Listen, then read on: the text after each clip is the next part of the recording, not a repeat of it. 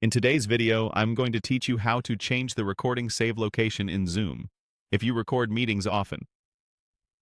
Setting a clear destination folder keeps projects organized, makes backups easier, and helps you avoid filling up your main drive. We'll do this in the Zoom desktop app and focus on local recordings, the files that save directly to your computer.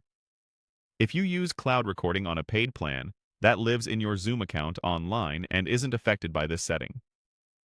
Start by opening Zoom on your computer.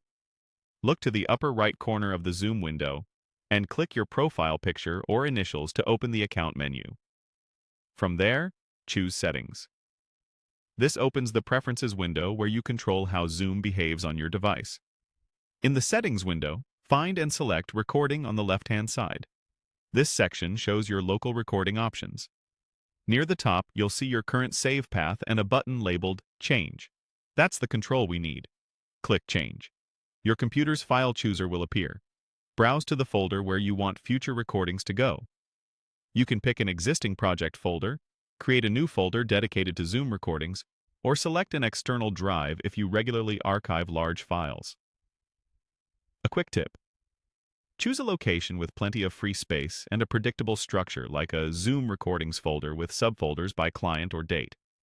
If you're considering a network drive, be mindful that saving over a network can be slower and less reliable than saving locally, especially for long recordings. Once you've highlighted your desired folder, confirm by clicking Select or Choose, depending on your operating system. Back in Zoom, you should now see the new path listed as your default save location. From this point forward, any new local recordings you create will be saved there automatically. A couple of helpful notes as you wrap up. Changing the save location doesn't move your old recordings. They remain where they were originally saved. If you want everything in one place, you can move older files manually using your file manager while Zoom is closed. Also, if you switch between internal and external drives, make sure the chosen drive is connected before you start a meeting, so Zoom can write the files without interruptions. That's it. You've successfully set a new save location for your Zoom recordings.